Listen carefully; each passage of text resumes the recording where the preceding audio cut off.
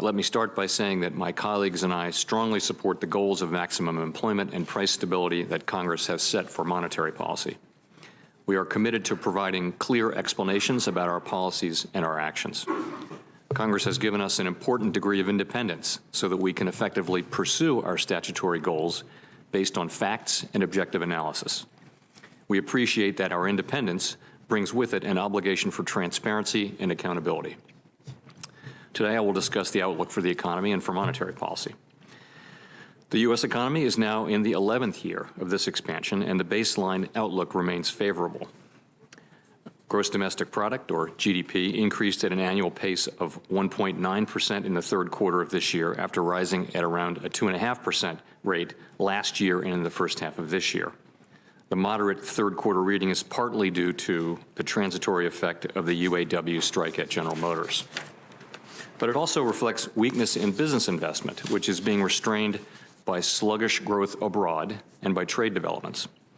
These factors have also weighed on exports and manufacturing this year.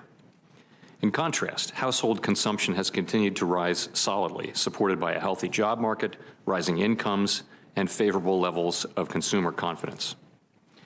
And reflecting the decline in mortgage rates since late 2018, residential investment turned up in the third quarter following an extended period of weakness. The unemployment rate was 3.6% in October, near a half-century low. The pace of job gains has eased this year, but remains solid.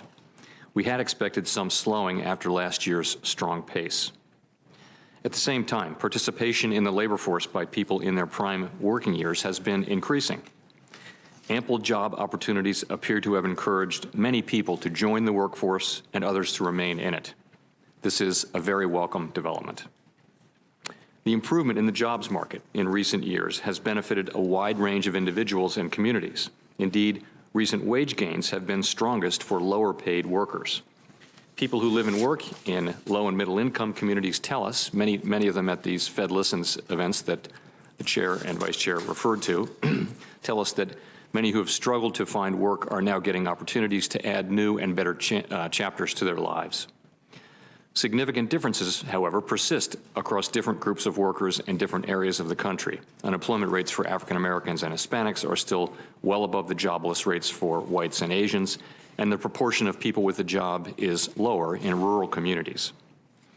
Inflation continues to run below the FOMC's symmetric 2% objective. The total price index for personal consumption expenditures increased 1.3% over the 12 months ending in September, held down by declines in energy prices. Core PCE inflation, which excludes food and energy prices and tends to be a better indicator of future inflation, was 1.7% over the same period. Looking ahead, my colleagues and I see a sustained expansion of economic activity, a strong labor market, and inflation near our symmetric 2% objective as most likely. This favorable baseline partly reflects the policy adjustments we have made to provide support for the economy. However, noteworthy risks to this outlook remain. In particular, sluggish growth abroad and trade developments have weighed on the economy and pose ongoing risks. Moreover, inflation pressures remain muted, and indicators of longer-term inflation expectations are at the lower end of their historical range.